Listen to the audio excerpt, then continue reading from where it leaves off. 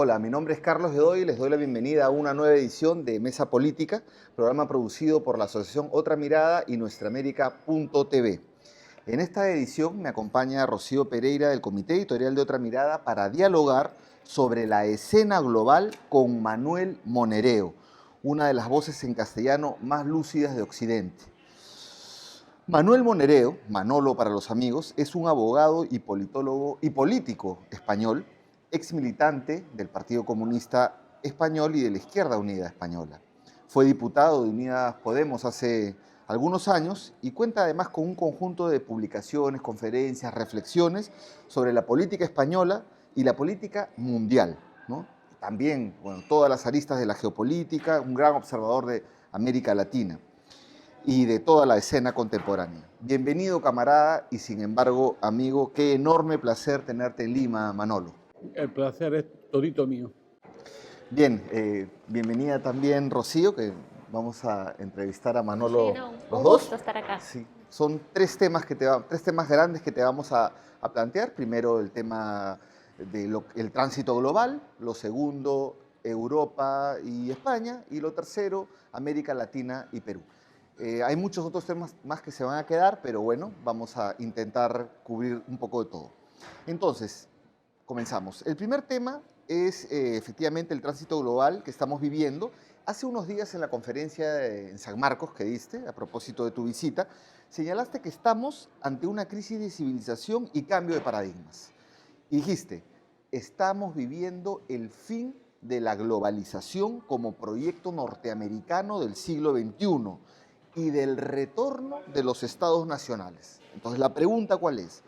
¿Puedes, por favor, explayarte y sustentar esta idea del fin de la globalización y precisar si ese fin que avisoras traerá abajo lo que hemos denominado la Constitución Económico-Financiera Global Colonial, expresada en tratados de libre comercio, en tratados bilaterales de inversiones, convenios de no doble tributación, arbitrajes del CIADI, todo eso que otorga superderechos al capital? Manolo. Primero, gracias, ¿no?, por la entrevista. Suelo decir de que cuando entramos en un tema tan grande, ¿no?, como este, tan complicado, me acuerdo mucho aquello de aquella maldición china, ¿no?, que decía, ojalá no te toque vivir una época interesante, ¿no? Yo, que ya soy mayor, he vivido tres épocas interesantes, ¿no? He vivido la crisis de los 70, que empezó desde una perspectiva de potente transformación y que pensábamos que los años del 68 al 73, 74 iban a cambiar las relaciones internacionales. La cambiaron, pero lo que no nos dimos cuenta es que la cambiaron para peor, ¿no? Y que emergió ya lo que luego se llamó el neoliberalismo, ¿no? Es decir, esa crisis, como toda, va acompañada de un proceso de recomposición de las clases dominantes y de reacción de las clases dominantes ante los cambios, en este caso positivos, y la enorme fuerza que tenía, sobre todo en Europa, el movimiento obrero. Luego he vivido una segunda época también, ¿no?, que es el apogeo del neoliberalismo y la derrota de la Unión Soviética y la desintegración del Pacto de Varsovia. Eso ya fue un momento crucial. Y ahí, en esa derrota, de alguna forma se impuso el modelo, el régimen internacional que hoy está en crisis. Comienza justamente en la derrota de la Unión Soviética, en la desintegración del Pacto de Varsovia y en lo que en aquella época los teóricos americanos llamaron el proyecto Nuevo Siglo americano, que era un proyecto global, político-militar y estratégico, que tuvo detrás a una serie de conocidos políticos norteamericanos que esbozaron ya las líneas maestras de lo que luego, sobre todo, Clinton pondría en marcha sistemáticamente. Es muy interesante partir de aquí. ¿Por qué? Porque el proyecto del Nuevo Siglo americano configura lo que un ministro francés llamó la superpotencia norteamericana, era ya una superpotencia. La tragedia de Gorbachov, que se convirtió en una tragedia para la URSS y para Rusia, fue que Gorbachov, con una ingenuidad y una cortísima visión geopolítica, pensó que, de alguna forma, que los Estados Unidos estarían de acuerdo con un nuevo orden internacional donde, de alguna forma, la nueva Rusia tuviese un papel protagonista. O sea, ellos pensaban que el reformismo de Gorbachov iba a ser también bien visto por los Estados Unidos, inclusive apoyado por los Estados Unidos. Obviamente, una gran potencia como Estados Unidos, que según ellos habían obtenido la inmensa victoria de acabar con el imperio del mal, nunca aceptarían, diré, esa ingenuidad o esa estupidez que fue la creencia dominante por Gorbachov. Y lo que hicieron fue aprestarse a dos cosas fundamentales. Una, aprovecharse de la victoria para convertirla en los ejes de un nuevo orden internacional unipolar dirigido por los norteamericanos. Y la segunda cuestión fundamental que hicieron los norteamericanos fue partir de una idea: nunca más una potencia que le haga sombra a Estados Unidos. Entonces se dedicaron fundamentalmente, todo ese tiempo estuvo dedicado y ha estado dedicado a impedir que surja una potencia que haga sombra a Estados Unidos. Ese es el centro de la política internacional norteamericana. Se escapó a China. Entonces, en ese contexto, ellos pensaban que China podría, por ejemplo, permanecer bajo el elemento, bajo la protección, bajo el ordenamiento, lo que hoy se llama la diplomacia dura, la diplomacia fuerte. Entonces pensaron que de alguna manera Rusia como China terminarían en la órbita social liberal o neoliberal que venía de Estados Unidos. Y no se dieron cuenta que tanto en Rusia como en China el Estado-nación ruso y el Estado-civilización chino no se iban fácilmente a amoldar a ese orden internacional. De eso tuvieron nota un tiempo después, un tiempecito después. Por tanto, el proyecto es Nuevo Siglo Americano, la globalización como la Pax Americana, sobre tres patas que tú conoces muy bien, que era la pata de la Organización Mundial del Comercio, por otro lado, la pata del Banco Mundial y del Fondo Monetario Internacional, y el séptimo de caballería, es decir, el gran poder militar de Estados Unidos, que se acompasaba con el poder del dólar, ¿no? El dólar financiaba el poder militar y el poder militar protegía al dólar. Eso ha sido el orden internacional que ha estado gobernando hasta la crisis de 2008. A partir de esa crisis se desatan todos los procesos con mayor virulencia, con menor virulencia, con mayor aceleración o menor aceleración. Y en eso, lo que aparece ya, por ejemplo, en el año 2008, China se convierte en el país que saca el sistema de la crisis. La crisis del 2008 es salvada por la presencia de China, por la inversión masiva, por la enorme inversión que realizó sobre China el gobierno chino y que puso en marcha de nuevo la economía, la sincronizó en torno a una mayor dependencia de China y de sus intereses.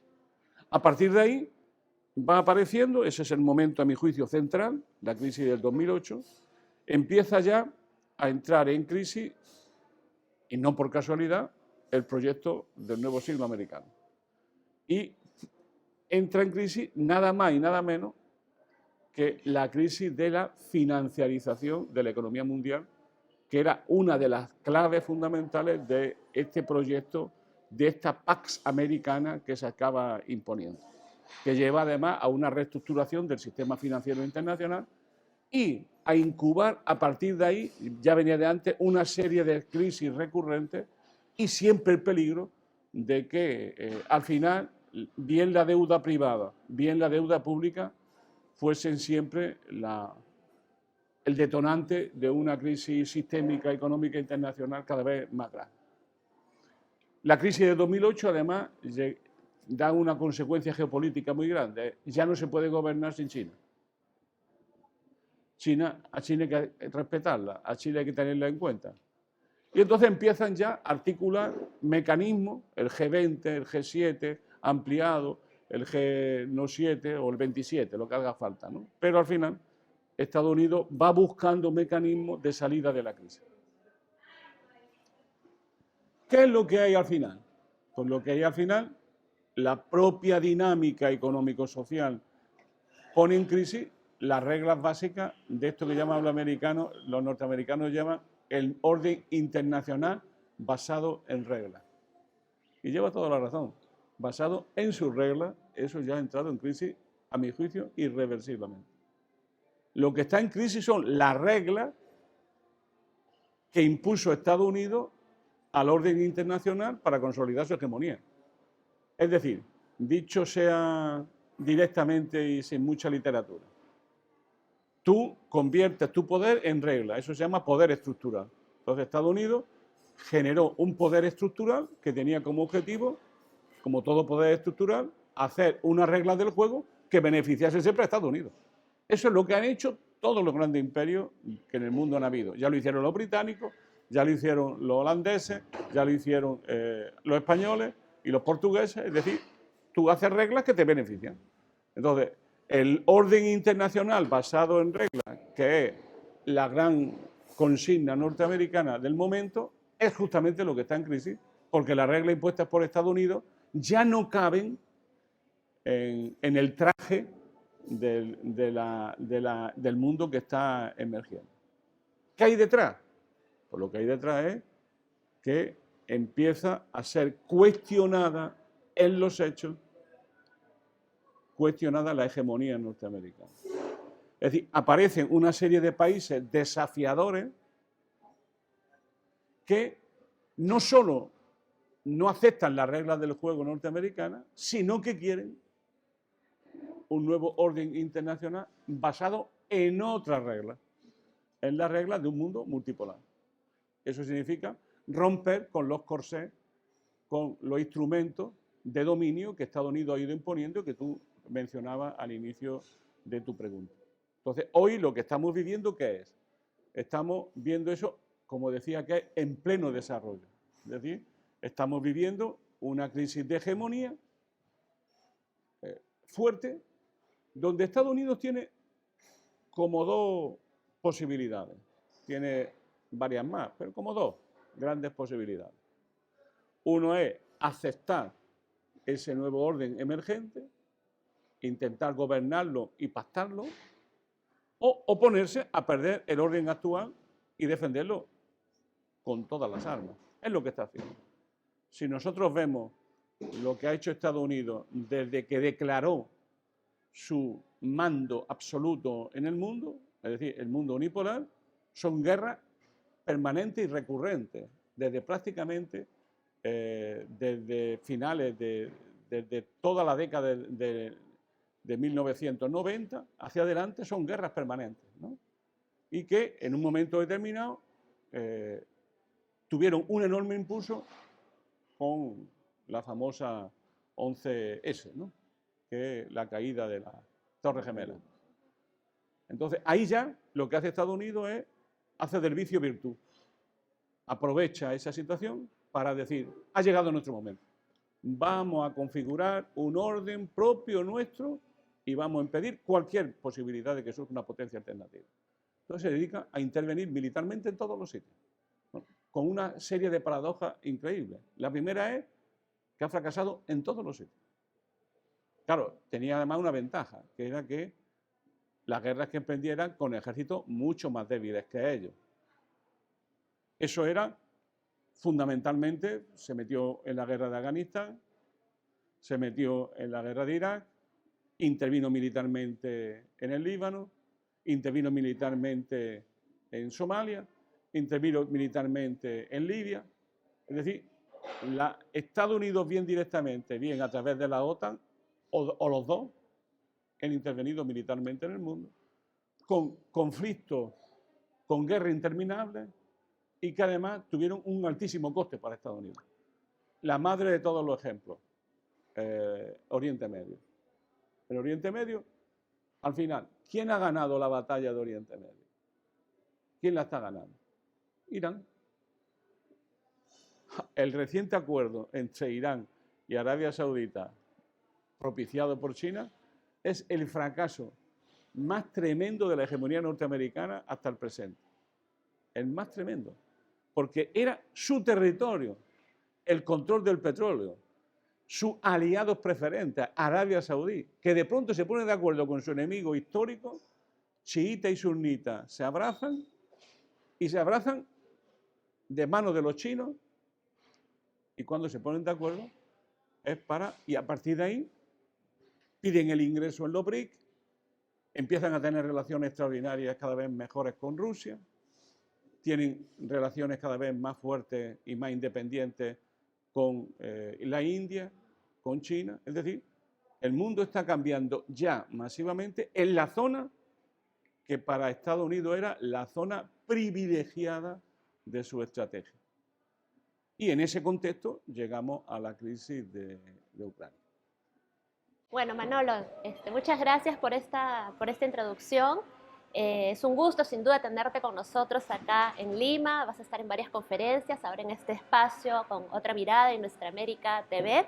Y entrando un poco más en detalle en el tema que has planteado, quisiéramos un poco tu evaluación precisamente sobre lo último que has mencionado, ¿no? La guerra en Ucrania. Muchos dicen de que con esta guerra, que ya lleva más de un año, cobrándose ya bastantes vidas, lamentablemente, se está configurando pues una suerte de disputa hegemónica entre Estados Unidos y la OTAN por un lado, ¿no? Y Rusia y sus aliados por otro lado, ¿no? Pero ¿crees tú, un poco cuál es tu evaluación de esta guerra, ¿no? Si es que tenemos algún viso de que ya concluya pronto, ¿no? ¿Quién sería el ganador, el perdedor? Pero además, si es que esta guerra nos va configurando más bien un mundo bipolar, ¿no? Nuevamente con estos dos centros de poder, Estados Unidos y la OTAN, y Rusia y aliados, o si más bien estamos haciendo un tránsito hacia un mundo cada vez más multipolar, ¿no? Con nuevos países emergentes, ¿no? Y en este marco también el rol de China, ¿no? Se dice que China es un aliado de Rusia, pero tal vez tiene un juego propio, ¿no? Ha sido también socio comercial de Estados Unidos. Un poco cómo visoras tú que se va a configurar el mundo de este mundo unipolar. ¿Vamos a regresar a una suerte de mundo bipolar o más bien multipolar? La guerra de Ucrania ha sido la guerra más anunciada de los últimos 40 años. Todo el mundo sabía que iba a haber un conflicto muy fuerte entre la OTAN y Rusia, que se estaba preparando y que un elemento clave era Ucrania. Es interesante tomar nota de hacer un esfuerzo de ponerse en la cabeza de los dirigentes norteamericanos. Yo siempre hago ese esfuerzo. Cuando tú ves que tu imperio está en crisis, en decadencia, que emergen enemigos por doquier y que además hay una potencia que ya te ha alcanzado económicamente y que se pone presta a rearmarse y a poner en marcha un artefacto y una estrategia político-militar de grandes dimensiones, con la cual no puedes competir, hay un problema psicológico y político tremendo y angustioso, que es cuándo atacar y si hay que atacar. Es decir, si deja que el enemigo crezca y se desarrolle, no puedes atacar, no puedes fundar un proyecto que frene la presencia de un mundo multipolar o que te permita hasta negociar las condiciones de un nuevo orden internacional como vieja potencia dominante que era. Estados Unidos ha decidido hace mucho tiempo, el grupo dirigente, Victoria Nuland, Hillary Clinton, que es el cerebro, Hillary Clinton, Robert Kagan, Jack Sullivan, Anthony Black, el actual secretario de Estado, que es el equipo real de este pobre hombre Biden que difícilmente habla y es coherente con lo que habla y demás. Está en un proceso de senilidad un poco vergonzoso, ¿no?, para un presidente de gobierno. Han decidido pasar al ataque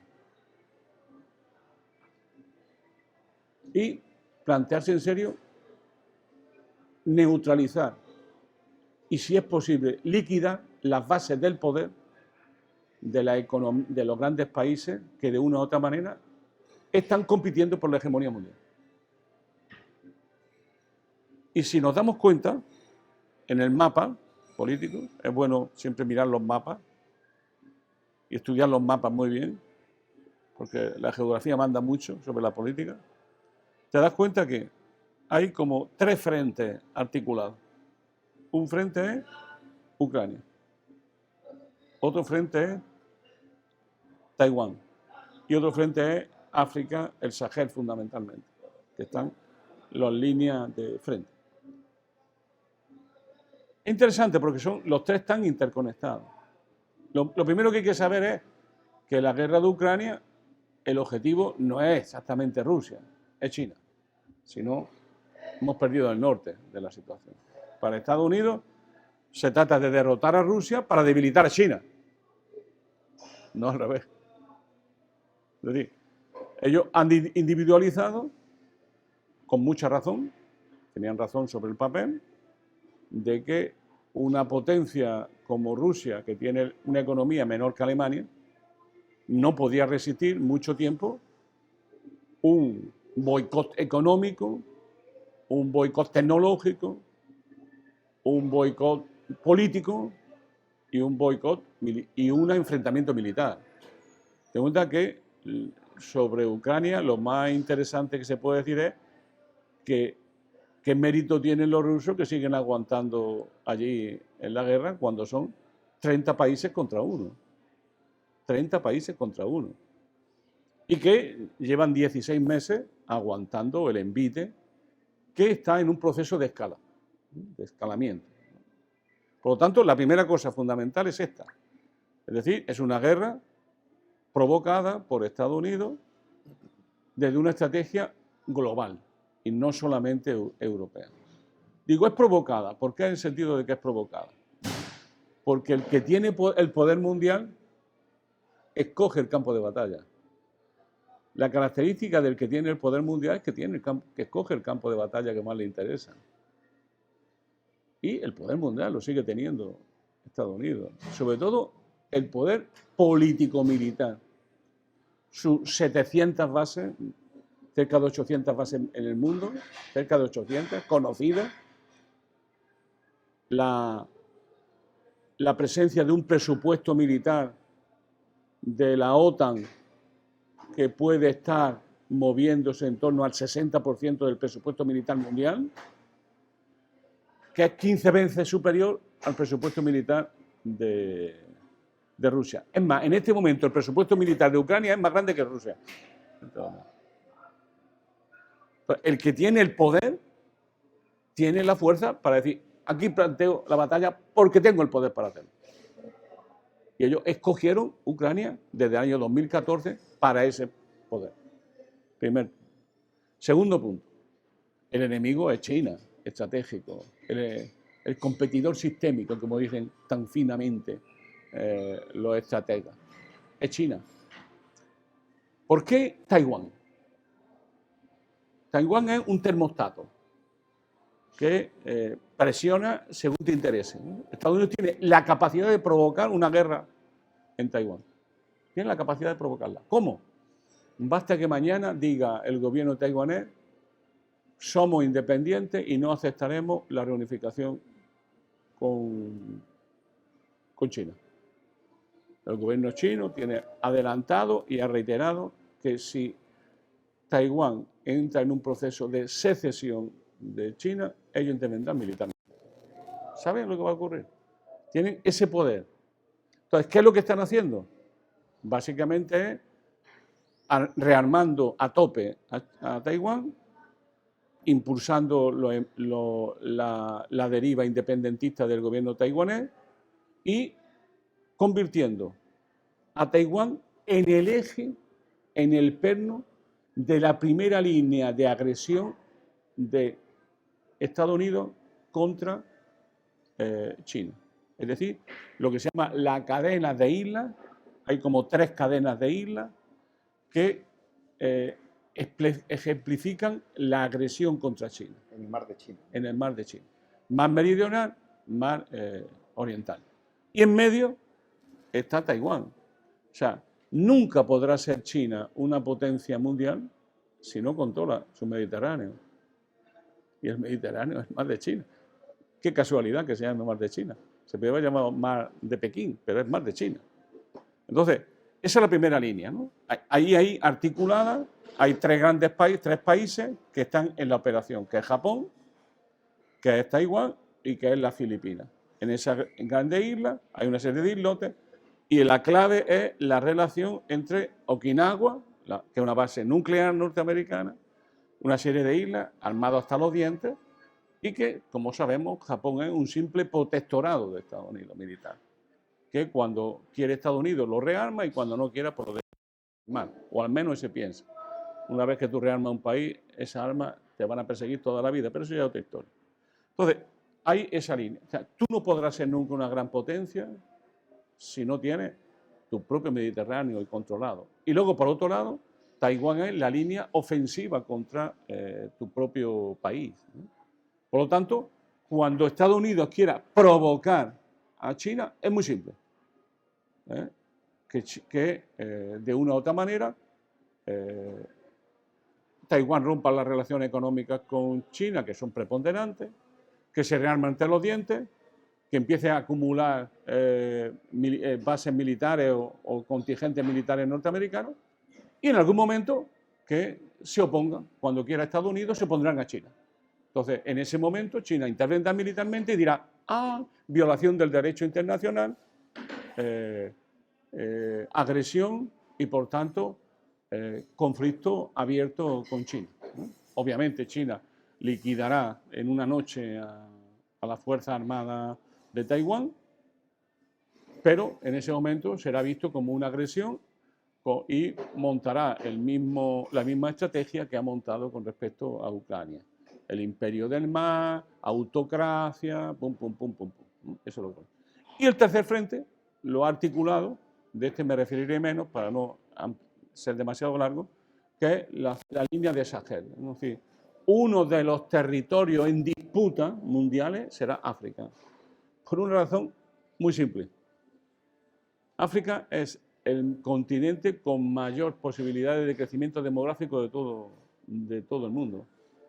Y hay países que hoy tienen 200 y pico de millones, como por ejemplo Nigeria, que tendrá en el año 2050 400 millones de habitantes. Nigeria.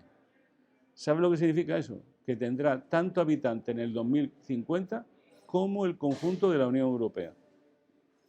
Estamos hablando de que dentro de África está habiendo una transformación radical y entonces ellos lo que han construido en el Sahel es una línea de defensa, una defensa adelantada europea, de la OTAN, de la NATO, y que tiene como territorio de amortiguación el desierto del Sáhara y punto alto Marruecos y el Magreb para temas que tienen que ver básicamente con la emigración, que tienen que ver con conflictos geopolíticos notables entre Marruecos y Argelia y con la presencia cada vez más fuerte militar de Estados Unidos en la zona como aliado estratégico del Reino de Marruecos con el problema del Sáhara que sangra y que agudiza el conflicto con Argelia.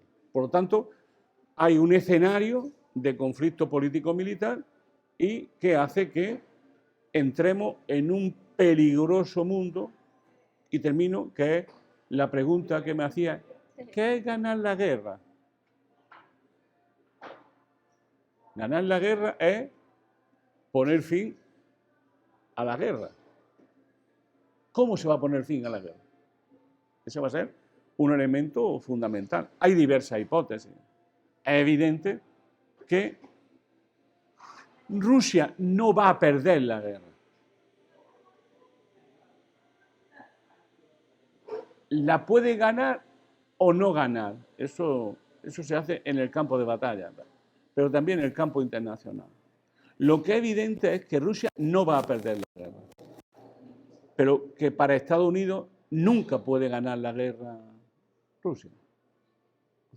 Ese es el dilema existencial.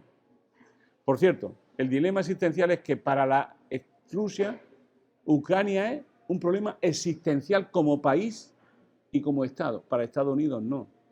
Lo es para la NATO, porque la NATO puede desaparecer si pierde el conflicto de Ucrania, y ahí puede entrar en una situación muy difícil. Dicho de otra manera, ¿qué es ganar? Para Rusia, desde luego, no perder. Y para Estados Unidos, un escenario imposible, a no ser que ganen ellos. ¿Y qué significa ganar a Rusia? ¿Derrotar a su ejército? ¿O bien intentar buscar un golpe de Estado interno? ¿O algo parecido? Esa es parte de la historia que, como decía antes, está en pleno desarrollo. Claro, con también sublevación que ha habido en Rusia, con este general, bueno, que se ha ido a Bielorrusia y tal. Pero vamos a pasar ahora al tema europeo, porque en todo digamos, estas movidas globales, en estos tres frentes de batalla, o estas tres líneas, ¿no? Estos tres escenarios, donde no has mencionado en absoluto América Latina, ya vamos a hablar de eso, pero ahora entramos a Europa y a España también entraremos. ¿Y a dónde va Europa en todo esto? O sea, y además Europa ha cedido su política exterior completamente a Estados Unidos.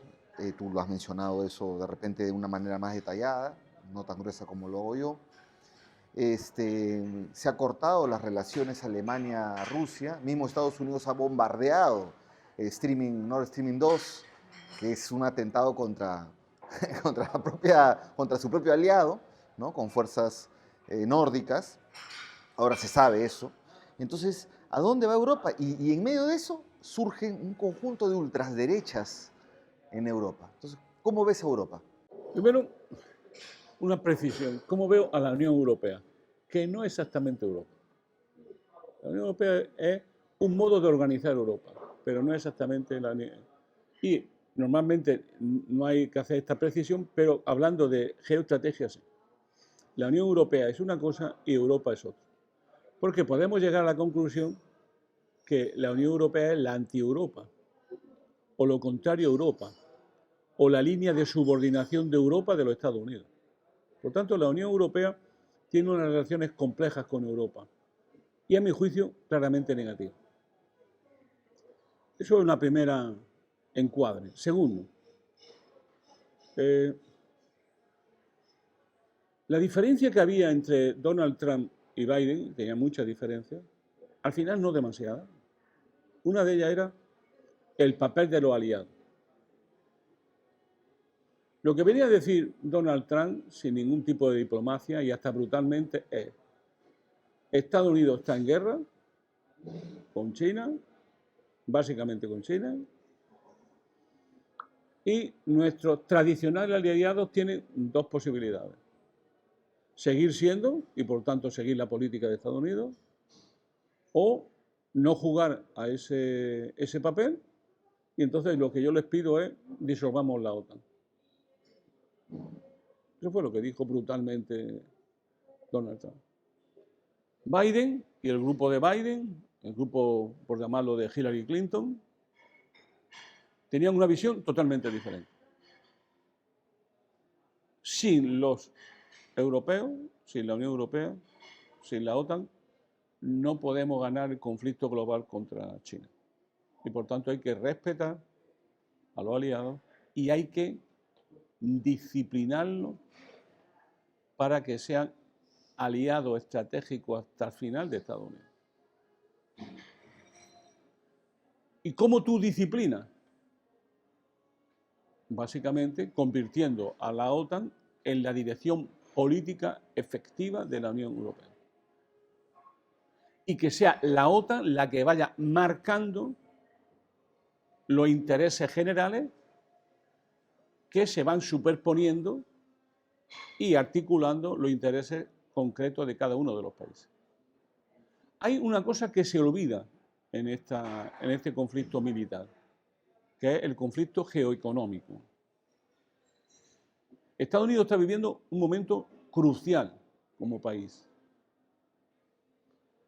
Y el otro día lo decía Jack Sullivan en una conferencia muy importante que dio, vino a plantear que el neoliberalismo y la financiarización de la economía había destruido el tejido industrial y desarmado a la nación norteamericana. Son palabras mayores. Y que Estados Unidos estaba obligado sí o sí a reindustrializarse. Y el problema es que se va a reindustrializar a costa básicamente de la Unión Europea y básicamente de Alemania. La pregunta es, oye, ¿y por qué los corderos van al degolladero con tanta emoción? Porque no les queda otra. Porque han salido subordinando tan fuertemente a Norteamérica y a los intereses estratégicos de Estados Unidos que ya no tienen vuelta atrás. Esa vuelta atrás sería una ruptura del pacto interno de cada Estado con Estados Unidos. Al fin y al cabo, la OTAN no fue otra cosa que el que tenía fuerza le garantizaba a los países que el control de la situación nunca lo perderían. Es decir, en el fondo, el imperialismo norteamericano, el imperialismo colectivo de Occidente, ha sido que Estados Unidos, desde el año 45, le ha ofrecido al conjunto de los países europeos la protección. Pero no a los países, sino al bloque del poder, a las élites económicas. Le ha dicho, mientras que los norteamericanos estemos en la OTAN, nunca perderemos el control. Es decir, nunca habrá socialismo en la Unión Europea. Al final, ni siquiera socialdemocracia. Entonces, eso ha hecho que la economía se imbricaran y que no se pusiese nunca en cuestión la hegemonía norteamericana. El poder que tiene Estados Unidos de definir los intereses generales del capitalismo mundial y específicamente europeo. Y eso ha permitido que Estados Unidos haya convertido a Europa en un aliado subalterno a su política global. Y que a su vez haya aprovechado ese momento para hacer a Europa más dependiente de los intereses geoeconómicos norteamericanos, de su petróleo, de su gas, y sobre todo obligándola a funcionar según los parámetros tecnológicos dominantes por los Estados Unidos. Y a su vez, eso está teniendo como consecuencia que el eje de gravedad, que era el pacto franco-alemán, ya no sea el eje de gravedad, o ya no lo sea, y que ese eje haya ido circulando hacia el este, hacia Polonia. La vieja nueva Europa que decía Ronald Rumsfeld, la Europa verdadera, la anticomunista, la antirrusa, la antisoviética, que son los aliados estratégicos de Estados Unidos. Y que el eje hoy ya sea un eje entre Washington, Londres, Varsovia y Kiev, que son los que realmente organizan, dirigen la política europea. Bien, Manolo, ahora regresando un poquito a la guerra, ¿no? A la guerra de Ucrania y sus secuelas sobre todo, hemos visto que esta guerra ha implicado una grave crisis económica, ¿no?, que Europa está viviendo actualmente, ¿no? Eso ha implicado tasas de inflación altas, impacto en la vida de la gente, de las familias y también, como decía hace un momento Carlos, el auge de estas nuevas derechas, ¿no?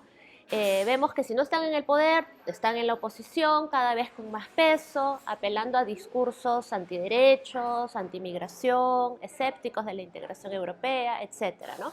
Y en particular un país donde esto también está pasando es en España, ¿no? Hace poco hemos visto, ¿no?, de que Pedro Sánchez ha convocado a elecciones anticipadas, ¿no?, ahora en julio, y donde se prevé que las izquierdas en general estén un poco debilitadas y donde más bien el Partido Popular, Vox y otras voces más de ultraderecha vayan ganando cada vez más espacio. ¿Cómo ves tú el panorama de las ultraderechas en Europa y en particular en España? ¿Qué crees que vaya a pasar en estas elecciones? Lo primero es que si hablamos de fascismo en Europa, no hemos equivocado absolutamente. La izquierda tiene una manía estúpida de llamar a todos los procesos autoritarios fascismo. Lo que hay en Europa no es fascismo. No digo que sea mejor, puede ser hasta peor, pero no es fascismo. Y por tanto el tratamiento político debe de ser claramente diferenciado de lo que era el fascismo. Me molesta mucho esto, ¿no? Porque creo que no nos estamos dando cuenta de lo que hay de fondo. Eso sería como primera situación. Segunda situación. Esto viene ya de lejos, esto viene del COVID. ¿Qué produjo el COVID? La globalización tiene tres elementos más o menos conjugados. Uno es la financiarización de las relaciones económicas mundiales y del propio capitalismo como sistema. La segunda es el crecimiento y la importancia del comercio mundial y de la competencia entre países. Y el tercero, que se suele olvidar, que es lo más fuerte a mi juicio, que es el eslabonamiento de los procesos productivos en cada uno de los países, a nivel mundial, que luego se concretaba en cada uno de los países. Es decir, si ves un coche, por ejemplo, un Volkswagen, por ejemplo, verás que ese coche tiene, quería yo, 1000 componentes y de los cuales 850 se hacen fuera de Alemania. Luego se ensamblan en Alemania. Alemania diseña,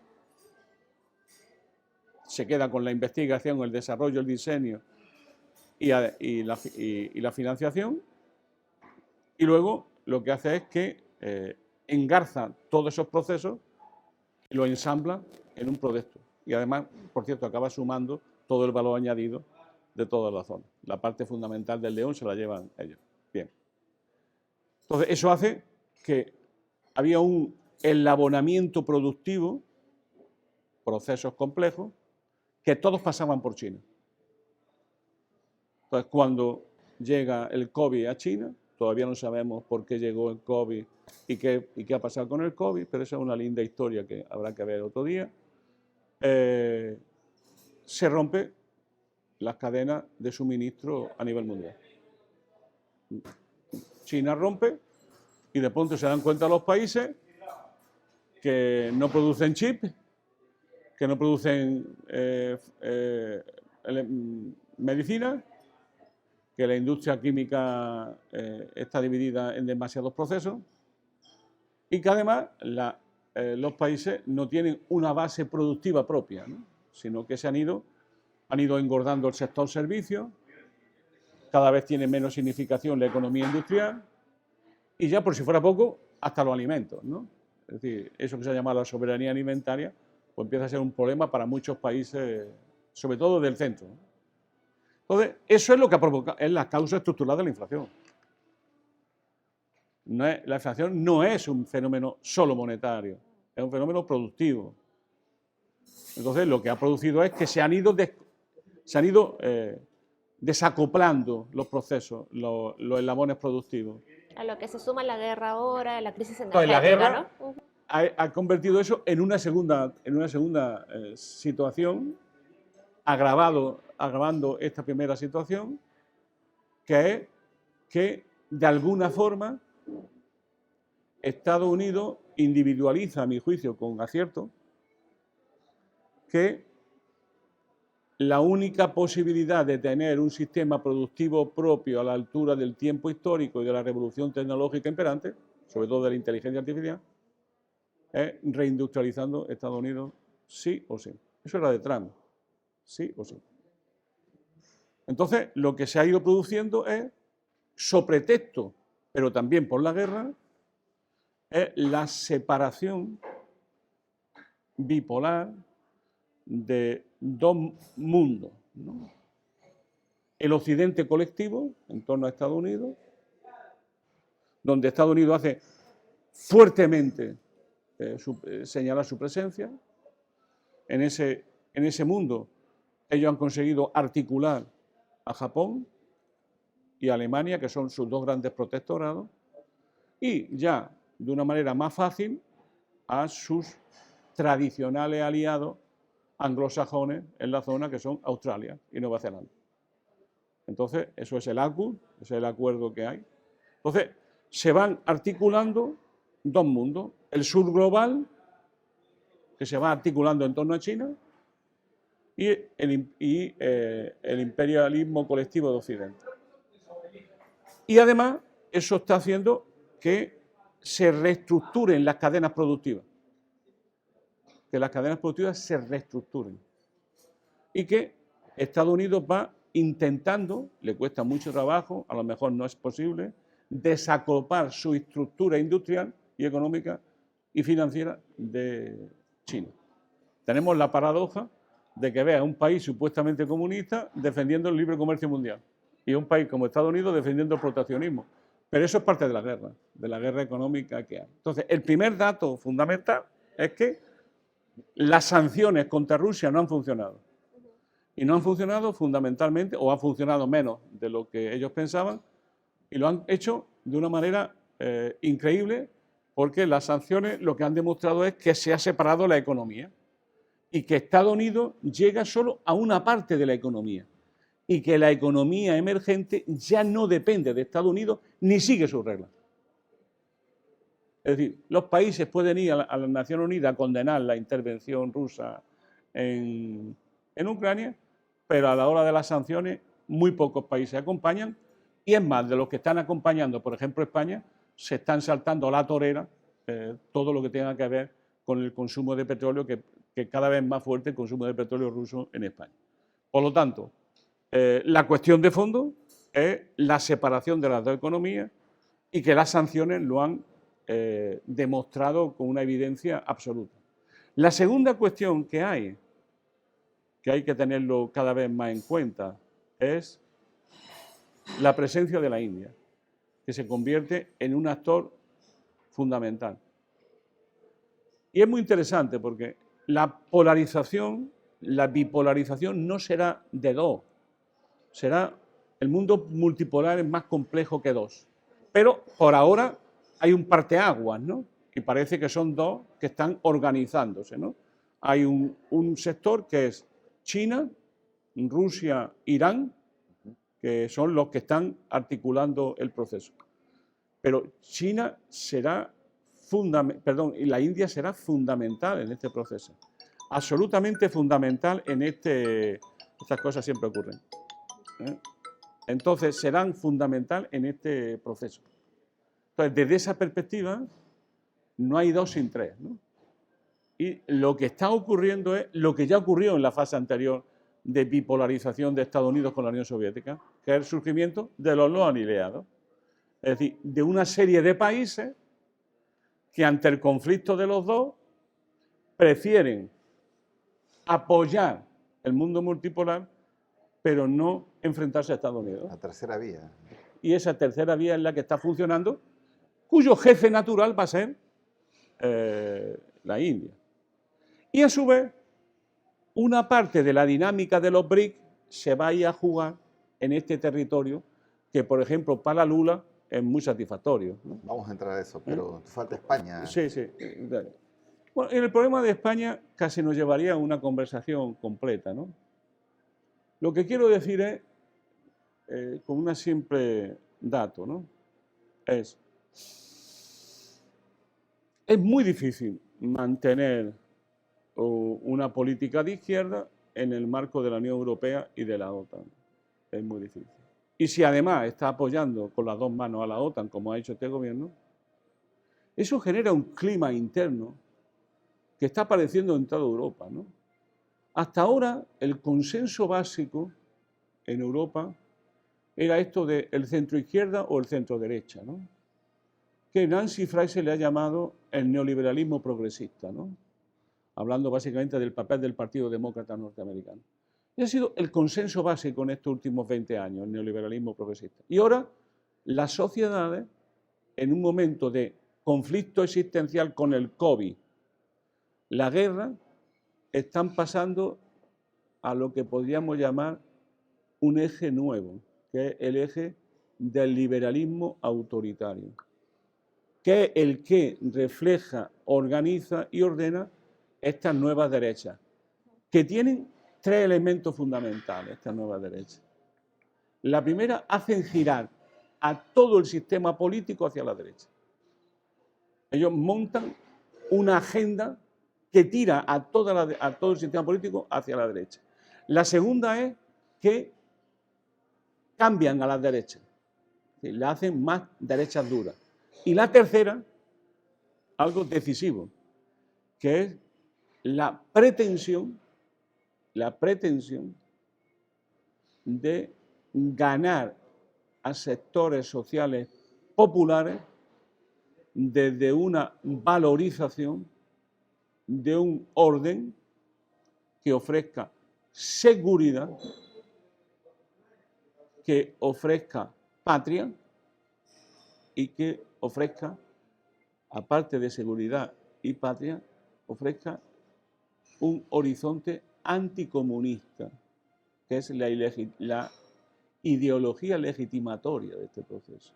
Es decir, es como si las sociedades, vencido el imperio del mal y derrotado la izquierda socialista y comunista, llegaran, visto el proceso, de cambiar de modelo social hacia una democracia más autoritaria, hacia un sistema político más cerrado a la izquierda y hacia fórmulas que el otro día cuando yo hablaba dije aquello de que algunas veces tengo dudas si lo que está pasando en América Latina es el pasado o es el futuro para Europa.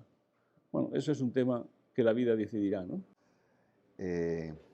Sí, esto que señalas y hace un ratito dijiste, qué extraño, ¿no? ¿En qué mundo? Los chinos comunistas defendiendo libre comercio y por otro lado Estados Unidos está más bien defendiendo el proteccionismo. Me hace acordar la novela de 100 años de soledad, cuando el viejo coronel Aureliano Buendía, después de un encierro de años, sale a Macondo de nuevo y dice, ¿no? Qué raro, los liberales protegiendo a la iglesia y los conservadores buscando tumbársela. O sea, todo el mundo al revés, ¿no? Y ya entrando pues a este Macondo enorme que es América Latina, siempre en el realismo mágico que nos caracteriza, tú vuelves después de 11 años a pisar América Latina, después de que estuviste bastante aquí. ¿Cómo ves América Latina ahora con esta nueva ola de progresismos? No mencionaste en los frentes de batalla América del Sur. No quiero decir América Latina porque América Latina realmente es una entelequia. Ya vamos a América del Sur es América del Sur, digamos, tiene a Brasil ahí, y todo lo demás es como el Mediterráneo, todo señalado de Estados Unidos. México también, ¿no? Claro, pero todo está en el área de amortiguación, digamos, de la zona de amortiguamiento de Estados Unidos, que tú le llamas el... Los mexicanos se van a enfadar contigo, ¿eh? A ver, bueno, y hasta los nicaragüenses. Entra. No, claro, yo siempre que vengo a Latinoamérica es como una necesidad vital, ¿no? Vengo también a respirar y a reencontrarme con cosas que viví y quiero ver su desarrollo, ¿no? Su evolución, ¿no? Mi impresión, una idea central, cada vez que a Estados Unidos le va mal, le va muy bien a América Latina y a Sudamérica. Cada vez que Estados Unidos se mete en guerra, bien para Latinoamérica y su desarrollo. Es decir, lo que tiene que decidir América Latina en este momento de una gran transición geopolítica y civilizatoria, de un mundo unipolar a un mundo multipolar. Lo que tiene que decidir América Latina es algo relativamente fácil de decir y muy difícil de hacer. América Latina, Sudamérica, va a ser un sujeto activo, autónomo, en el nuevo mundo que se está configurando, o un sujeto pasivo en manos de las grandes potencias, y sobre todo de Estados Unidos. Ese es el sentido.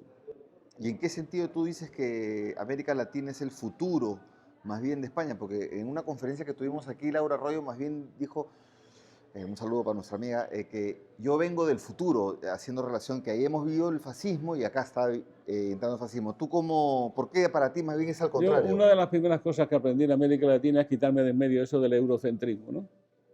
Y entonces la primera cosa fundamental para un latinoamericano y para un europeo es dejar a un lado la mentalidad colonial y dejar a un lado la colonialidad del poder. Europa no es el futuro de nada, es más, si lo fuese, yo me echaría a temblar. Entonces, no creo que ese sea un buen diagnóstico de la situación. El buen diagnóstico de la situación, a mi juicio, es pensar en las potencialidades, en la cultura, en la propia realidad latinoamericana y desde esa insertarse en el nuevo mundo de una manera protagónica, de una manera autónoma, definiendo sus propios intereses y su propia visión del mundo. ¿Por qué eso no he hablado antes de Latinoamérica? Porque Latinoamérica no ha jugado ese papel, al menos desde el fin de la primera onda de izquierda en América Latina. Y no era casualidad que lo jugara Lula y Dilma Rousseff. Claro, Brasil es decisiva en esta historia. Entonces, lo que se trata es de ponerse de acuerdo en un conjunto de principios políticos, económicos y sociales en América Latina, en la perspectiva de propiciar o una integración o un ensamblaje político-institucional común lo más autónomo posible a nivel internacional, pero que no mate a los Estados-nación latinoamericanos. No se trata de sustituir la hegemonía norteamericana por la hegemonía de Brasil, para entendernos. Lo que se trata es encontrar las potencialidades que da Brasil, sin los cuales es muy difícil cualquier proyecto de transformación social en la zona, que permita que Brasil ejerza influencia, pero que esa influencia se convierta en procesos de integración productivo y político que le den a los estados más protagonismo y no que se lo quiten.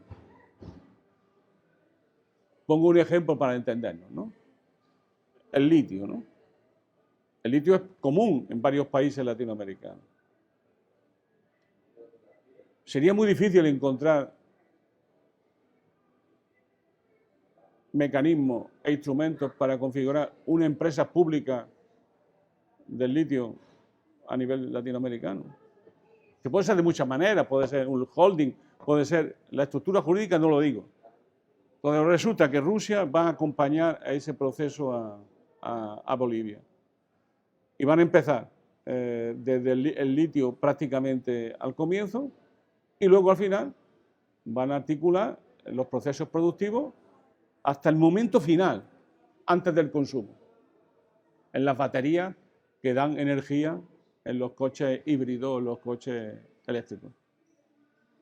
Eso significa que todo el proceso productivo se hace en Bolivia y que el valor añadido se genera ahí.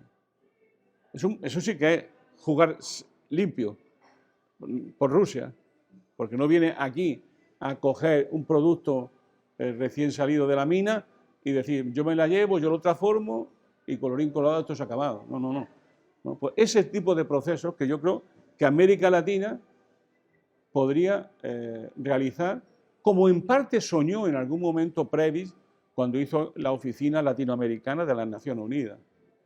Se trata de impulsar el desarrollo colectivo. La CEPAL. El desarrollo colectivo desde el desarrollo colectivo de cada uno de los países. ¿Por qué? Porque una de las experiencias que hay que sacar de Europa es que los procesos de integración deben de fortalecer los estados, no debilitarlos. Deben de incorporar a los estados y no debilitarlos. Por eso el mayor error siempre es pensar que esto se resuelve con una moneda común. Una moneda común con realidades socioproductivas contradictorias y antagónicas, que incremente la heterogeneidad que ya existe en cada uno de los países, la heterogeneidad estructural entre países. Eso es viable. Claro, eso es viable si se siguen los dictados de la potencia económica más fuerte de la zona.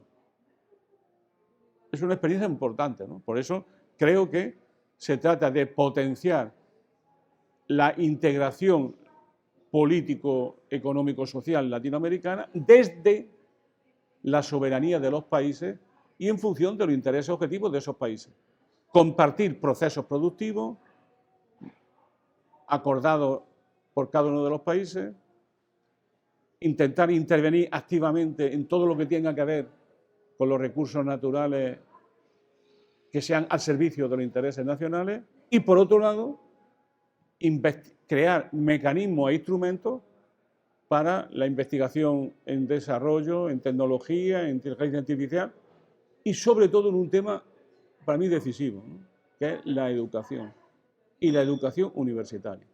¿Sí? Se trata de disputarle la hegemonía a Estados Unidos y a sus grandes universidades y crear instrumentos de estudio, de elaboración y de investigación financiados al conjunto por los países sudamericanos. Manolo, bueno, en realidad son varias cosas que quisiéramos preguntarte, también quisiéramos abordar en algún momento tal vez Perú de manera breve, pero antes, ¿tú ves alguna diferencia o algún paralelo entre esta nueva ola progresista de América Latina, ¿no?, versus la ola progresista que se vivió a inicios del siglo? ¿No? Mucho se dice de que no necesariamente sería igual, ¿no?, de que los liderazgos políticos de entonces con Chávez, con Evo, con Lula, eran más fuertes, ¿no? También estaban más beneficiados del boom de las materias primas, es verdad, y que ahora más bien tal vez los liderazgos, si bien se votó hacia la izquierda, tal vez no hay liderazgos tan fuertes, tal vez no necesariamente representen políticamente a un conjunto de la ciudadanía, ¿no?, con todo un respaldo social detrás, sino más bien se ve que están en la disputa por el poder también con estas nuevas voces desde la derecha, ¿no? ¿Cómo ves tú este nuevo ciclo o esta nueva ola de la izquierda en América Latina, en Sudamérica en particular? Yo no tengo un análisis completo, ¿no?, minucioso de esta realidad. Yo tengo algunos atisbos, ¿no?, alguna idea, ¿no?, alguna aproximación, ¿no?, siempre problemática y sin intentar fijar criterios demasiado fuertes, ¿no? Yo creo que esta es una ola muy diferente a la anterior. La anterior tenía una voluntad clara, que es disputarle la hegemonía a la oligarquía dominante. Esta ya no es así. Que además en algunos países llevó un proceso constituyente, que era consagrar en la Constitución un poder social que disputaba la hegemonía a la oligarquía y que quería convertir las constituciones en un instrumento de transformación social. Eso se vio claramente en Venezuela, se vio claramente en Ecuador, se vio claramente en Bolivia. Y en países esa lucha se dio, pero nunca tuvo la fuerza para convertirla en un instrumento que tuviese como objetivo real la transformación del país a fondo, ¿no?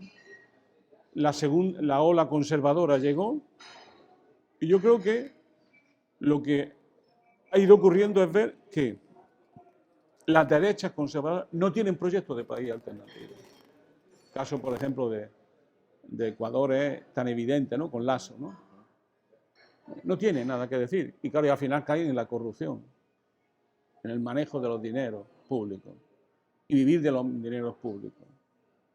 Sí, las izquierdas que llegan a esta ola heredan gobiernos derechistas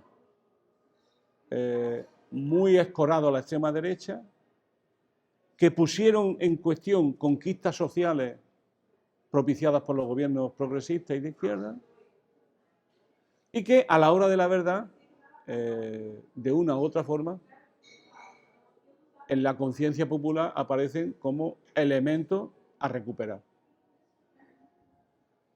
Por decirlo de otra manera, mientras la primera ola fue una ola a la ofensiva, esta segunda ola es a la defensiva. Vas a defender lo que hay y los derechos más que ampliar en un proyecto amplio, ¿no? Seguramente en la primera ola, cuando se propició aquello del socialismo del siglo XXI, fuese exagerado para la realidad latinoamericana. Es cierto. Pero hoy no hay algo parecido a eso ni equivalente. Ni siquiera el desarrollo de un proyecto nacional popular en serio, ¿no? Que es lo que tendría que hacerse, ¿no? Por lo tanto, hay esa dificultad. El caso, estamos viéndolo, ¿no? El caso de Boric, el caso de Argentina y el caso de Lula, ¿no? Lula tiene una proyección internacional enorme, pero enorme dificultad interna, ¿no? Pues estamos en una disputa democrática en el país que todavía no está clara su dirección y que, mi opinión, va a depender mucho de cómo interprete la nueva situación del mundo y cómo se inserten estos países en la nueva realidad, que es una realidad de cambio de etapa histórica y que tiene que ver al final con el conflicto entre China y Estados Unidos. Sí, bueno, somos como que un terreno en disputa, ¿no? Creo que desde que Chávez entró en escena, somos un territorio en disputa, ya no solamente el patio trasero. Eso es algo que se dice. Manolo, tenemos más de una hora de entrevista, más, no sé cuánto tenemos de entrevista. Podríamos quedarnos más todavía, hay muchos temas, pero tenemos que cortar. Solo te pedimos un comentario, no sé si sí, de Perú, sobre Perú, sí. ¿no? Brevemente, tal vez sabes que estamos viviendo una situación sumamente difícil, ¿no? Los muertos, las protestas, también un problema de gobierno en general, un Congreso que está copando varias instituciones, ¿no? Y rompiendo un poco el equilibrio de poderes, ¿no? Y como decía, sobre todo, un ejecutivo con la presidenta Dina Boluarte a la cabeza que no reconoce ninguna responsabilidad en las muertes que han habido, ¿no? Por las protestas de inicios de año que pedían todos pedíamos un adelanto de elecciones, una nueva clase política. Y bueno, seguimos en esta situación donde todavía no se ve un desenlace. ¿Tú qué opinión tienes de nuestro país? Pero me cuesta mucho hablar de un país que no es el mío y en un contexto como este, ¿no? Pero como lo escribí, así lo voy a decir, ¿no? Además, lo publicaste aquí, ¿no? Perú vive desde hace años una crisis de régimen sin alternativa. Un dominio sin hegemonía.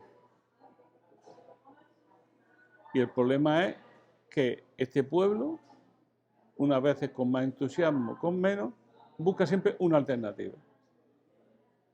Castillo fue la enésima frustración de esa alternativa. El gran problema es ese. Cuando hay una crisis sin alternativa, las situaciones se pudren.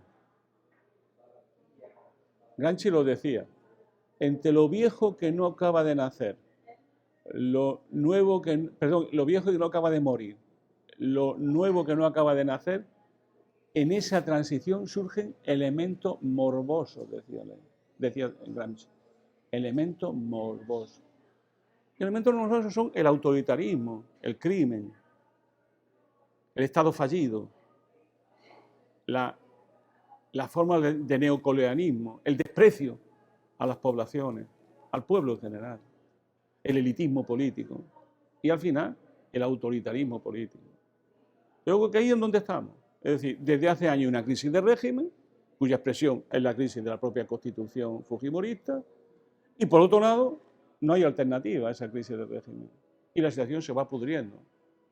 Dominio sin hegemonía y, por tanto, parafraseando aquella obra literaria francesa, estamos a la búsqueda de una alternativa. El problema es, ¿será capaz el pueblo peruano, la izquierda nacional popular realmente existente, de construir un proyecto sólido con un amplio consenso social y con una fuerza organizada capaz de neutralizar al poder oligárquico y cuestionar la supeditación a los intereses generales de Estados Unidos. Eso es la larga marcha que uno y otros tenemos que reflexionar. Esperemos que la respuesta sea sí en algún momento. Y bueno, te queremos agradecer, Manolo, por esta casi conferencia que has dado aquí. Has hablado de todo el mundo, en una situación, como tú dices, una época interesante, ¿no? Pero estas épocas interesantes sí son bien complicadas y peligrosas. Una vez más te agradecemos, no sé si Rocío quiere señalar. No, nuevamente muchas gracias, Manolo, por tus reflexiones siempre tan lúcidas. Hemos hablado un poco de todo, de Europa, del nuevo orden global, de la guerra de Ucrania, Latinoamérica, también cómo nos coge a nosotros este proceso. Todo está en cambio constante, ¿no? Y esperemos que las fuerzas progresistas, ¿no?, puedan tener cada vez más espacio, ¿no?, y se pueda dar una alternativa. Hay que pelearlo. Yo Muchas gracias. os doy las gracias y siempre, si algo he aprendido es a querer a este pueblo, ¿no?, al pueblo peruano, al que quiero profundamente. Y la ilusión más grande de mi vida es que este pueblo, después de tantos siglos, porque son siglos, de subalternidad, de desprecio, de humillación, conquiste políticamente la dignidad que siempre ha defendido. El gran problema es que la dignidad del pueblo nunca se ha traducido en dignidad política e institucional. Y yo creo que esa es la gran tarea que los amigos del Perú queremos y esperamos que se dé lo más pronto posible. En palabras de Rita Segato, que recoge a Aníbal Quijano, el proyecto histórico de estos pueblos se cumpla, ¿no? Bueno, nuevamente gracias y también un agradecimiento al Hotel Ibis Miraflores que nos ha dado estas instalaciones para poder conversar contigo, Manolo.